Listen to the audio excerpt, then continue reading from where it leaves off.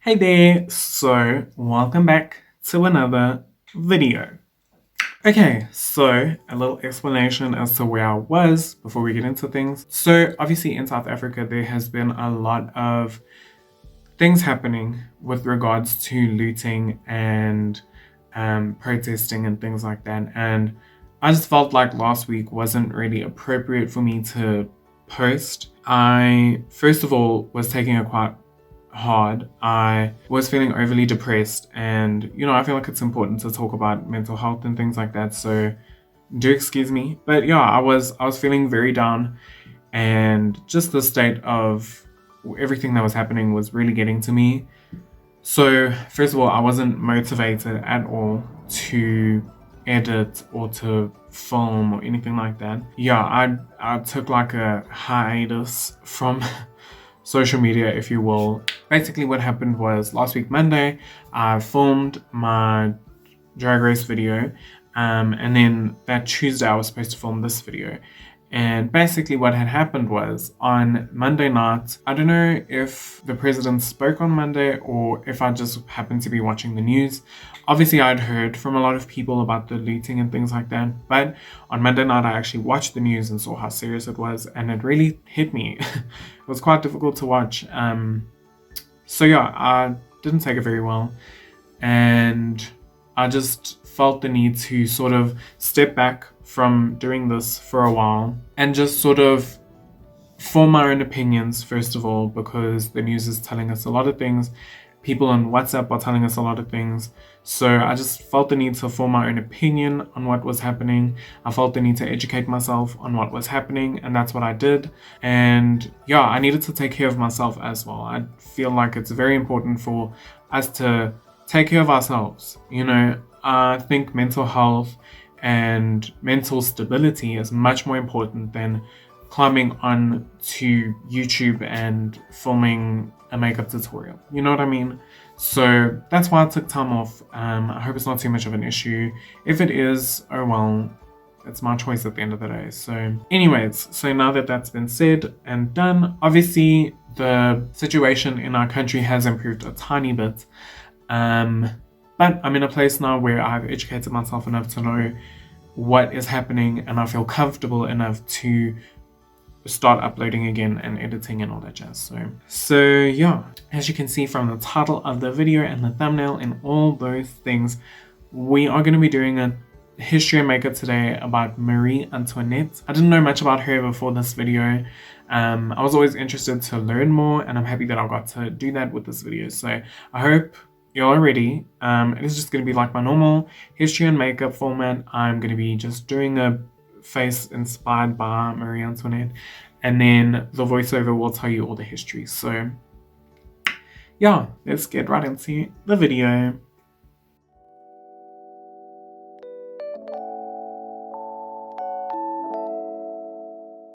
Okay, so born in Vienna, Austria in 1755, Marie Antoinette married the future King Louis XVI when she was just 15 years old. The couple soon came to symbolize all of the excesses of the criticized French monarchy, and Marie Antoinette herself became the target of a great deal of vicious gossip. In 1793, the king was executed. Then Marie Antoinette was arrested and tried for made-up crimes against the French Republic. She was convicted and sent to the guillotine on October 16, 1793. Marie Antoinette, the 15th child of Holy Roman Emperor Francis I and powerful Habsburg Empress Marie Theresa, was born in Vienna, Austria in 1755, an age of great instability for European monarchies. In 1766, as a way to cement the relatively new alliance between the French and Habsburg thrones, Maria Theresa promised her young daughter's hand in marriage to the future King Louis XVI of France. 4 years later, Marie Antoinette and the prince were married by proxy in Vienna. They were 15 and 16 years old, and they had never met. On May 16th,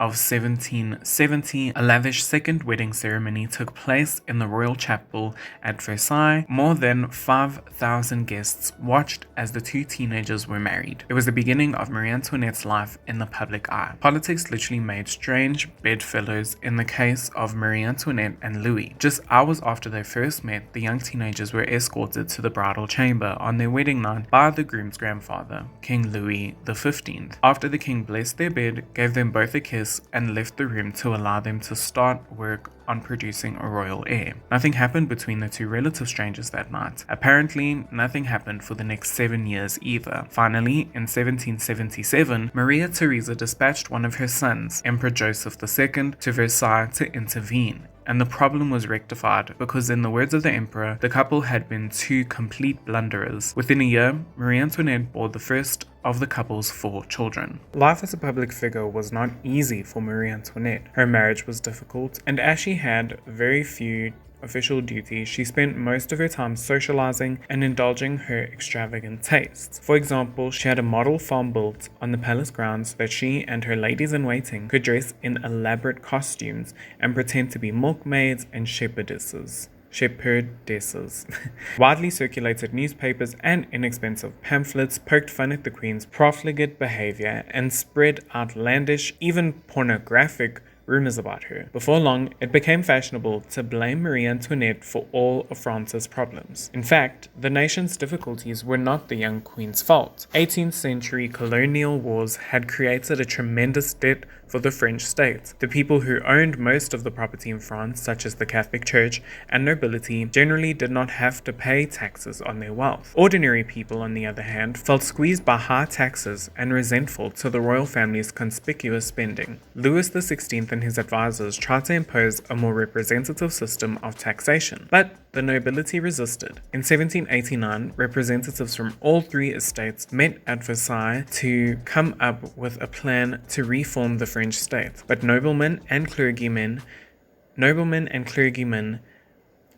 were still reluctant to give their prerogatives. The Third Estate delegates, inspired by Enlightenment ideas about personal liberty and civic equality, formed a National Assembly that placed government in the hands of French citizens for the first time. When told that starving French peasants lacked any bread to eat, the Queen is alleged to have callously declared, "Let them eat cake." There is no evidence, however, that Marie Antoinette ever uttered that famous quip. The phrase used to encapsulate the out-of-touch and indifferent royals first appeared years before Marie Antoinette ever arrived in France, in philosopher Jean-Jacques Rousseau's description of Marie Therese, a Spanish princess who married King Louis XIV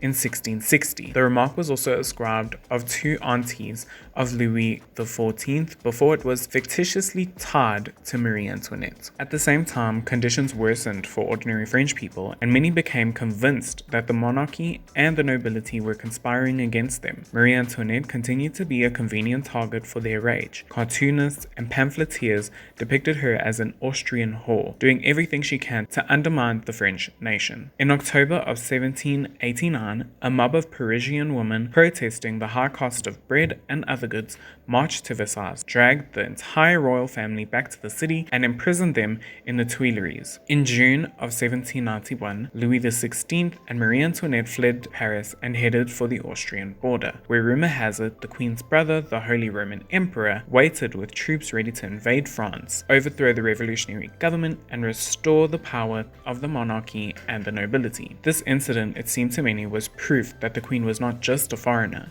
she was a traitor. The royal family was returned to Paris and Louis XVI was restored to the throne. However, many revolutionaries began to argue that the most insidious enemies of the state were not the nobles, but the monarchs themselves. In April of 1792, partly as a way to test the loyalties of the king and queen, the Jacobin government declared war on Austria. The French army was in shambles, and the war did not go well, a turn of events that was mainly blamed on the foreign queen. In August, another mob stormed the Tuileries, overthrew the monarchy, and locked the family in a tower. In September, revolutionaries began to massacre royalist prisoners by the thousands. One of Marie Antoinette's best friends, the Princess de Lamballe was dismembered in the streets, and revolutionaries paraded her head and body parts through Paris. In December, Louis XVI was put on trial for treason, and in January he was executed. The campaign against Marie Antoinette likewise grew stronger. 9 months after the execution of the former King Louis XVI, the Revolutionary Tribunal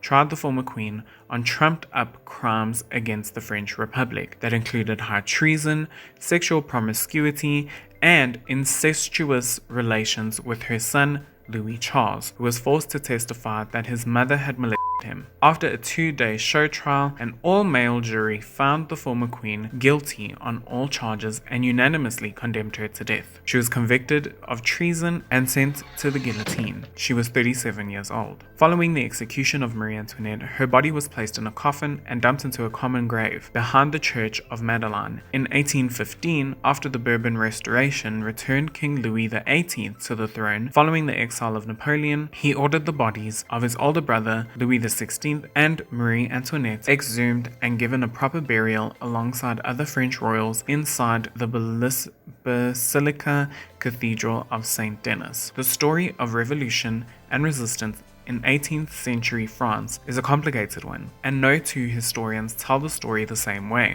However, it is clear that for the revolutionaries, Marie Antoinette's significance was mainly powerfully symbolic. She and the other people around her seemed to represent everything that was wrong with the monarchy. They appeared to be tone deaf, out of touch, disloyal, and self-interested. What Marie Antoinette was actually like was beside the point. The image of the queen was far more influential than the woman herself. Okay, so here we are. Obviously, this is not like super out there, like it's not like all the way creative, boom, boom, boom, crazy. I think it looks super like Marie Antoinette-y, or at least what like the mainstream media says she looked like. So hopefully it's good enough. I personally think that it is. I think it looks really cool, period. Although I wish I had blonde hair, because then I could really bring the fantasy to life, you know, and I wish I had a gown and anyways. But yeah, so I think that I did a cool job, period. But I hope that the information given in this video was good enough. I hope it gave you a good look into what Marie Antoinette did, all the things that she did. And yeah, I hope it was entertaining. I hope the time lapse was good. Yeah. But with all that being said, this video is done. I know the makeup application was a bit short. Hopefully I can spread it out in the time lapse to be long so that I can fit the information. Next week is another history video, so let me know what you guys want to see for that video. I don't know why it's doing that. Hold on. Anyways, next week is another history video, so let me know if you guys are excited. Let me know what you guys want to hear about. Please. I feel like I do this every video, but like, well, every history video, but if you want me to talk about something history related for the next history and makeup, please let me know in the comment section, because then I know what y'all want. Otherwise, I'm just going to carry on doing random things, probably influential women in history. If you have not noticed, that's sort of like a running theme.